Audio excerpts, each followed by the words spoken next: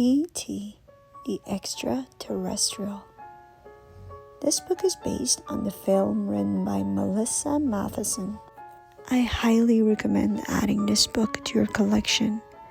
It's an engaging and imaginative story that promotes themes of friendship, empathy, and acceptance. It sparks the curiosity of your child about the possibility of life beyond Earth. It was the week before Halloween. Elliott wanted to play with his brother Michael, but Michael said no. "Come on, guys," Elliott pleaded. "I can fight goblins too." "Just go get the pizza," Michael said. So Elliott went outside and paid the delivery man. On the way back inside, he heard a noise coming from the shed. Elliott lived near a forest. Sometimes coyotes wandered into the shed, but these footprints didn't look like coyote tracks. And coyotes don't roll balls to kids. It definitely wasn't a coyote. Elliott tried to tell his family, "There's a goblin in the shed, a real goblin." "Where is the pizza?" Michael asked. No one believed Elliott's story. The next day, Elliott went beyond the shed and into the woods to look for the goblin. He saw people with strange equipment searching for something. Were they looking for the goblin too? If they found it, what would they do to it? Elliott had to find the goblin first. That night, after everyone was asleep, Elliott left a trail of candy from the shed into the house, up the stairs, and into his room. It turned out the goblin liked the candy. The next day, Elliott introduced the goblin to Michael and to his little sister Gertie. Michael and Gertie quickly realized what Elliott had learned the night before. The goblin was kind and very smart. The kids were excited and curious about their new friend.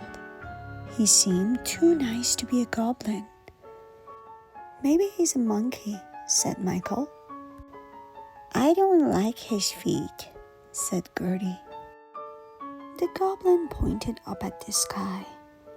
Then he used his powers and some fruits and vegetables to create a model of his solar system. The goblin wasn't a goblin at all. He was an extraterrestrial, an alien from another planet. Elliott called him E.T. for short. Meanwhile, the people looking for E.T. were getting closer. The next morning, the kids went off to school. Their mom was leaving for work and she heard a noise coming from the closet. But when she opened the door, all she saw were stuffed animals. After she left, E.T. had the house all to himself. He went exploring. First, he made friends with the local wildlife. Then he got something to eat. He found a toy to play with and something to read. He watched the television and learned about our forms of communication, all of which gave him an idea. If only he could find everything he needed. When Gertie came home, she taught E.T. the alphabet. "B is for balloon," she said. "B," E.T. said. "Yes," Gertie said. "B, good." Elliott got home not much later and found E.T. in his closet. Gertie and E.T. were playing dress up together.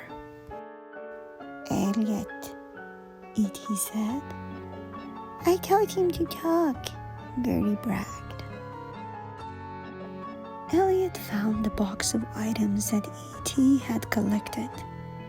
He cut himself on a saw blade. Ouch, Elliott yelped.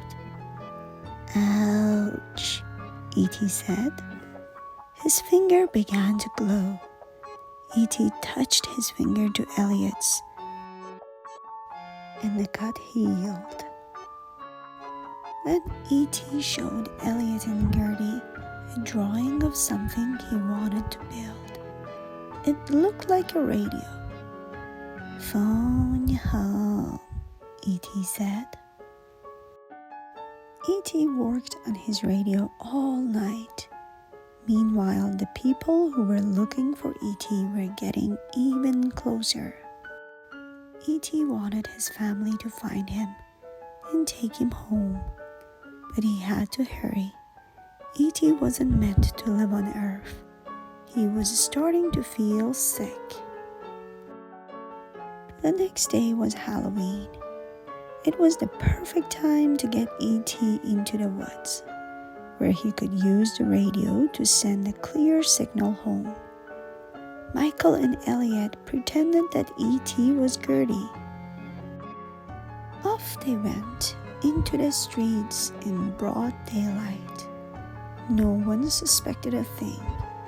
Some of the costumes made E.T. think of home.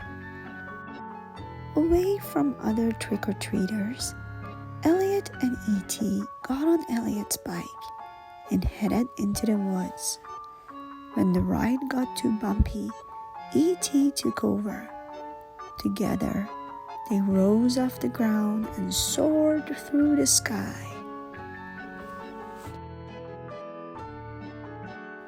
He landed in a clearing and assembled the radio.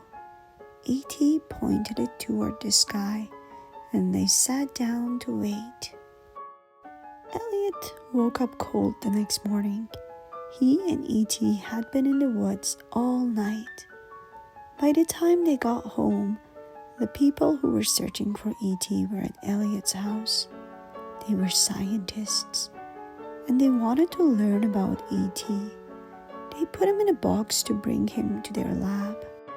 As Elliott was saying goodbye, E.T.'s chest started to glow. E.T., phone home, E.T. said.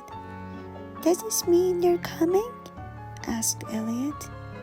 Yes, said E.T. Elliott knew this was his last chance to help E.T. While the scientists were busy packing up their equipment, Elliott and Michael snuck E.T. out of the house.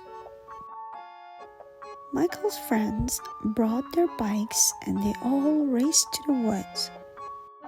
The scientists chased them. To escape, E.T. used his powers again, and all the boys soared up into the sky. When they reached the forest, a giant spaceship was landing. Elliott was sad that his friend had to go. E.T. was sad too. The tip of E.T.'s finger lit up, and he touched Elliott's forehead. I'll be right here, said E.T.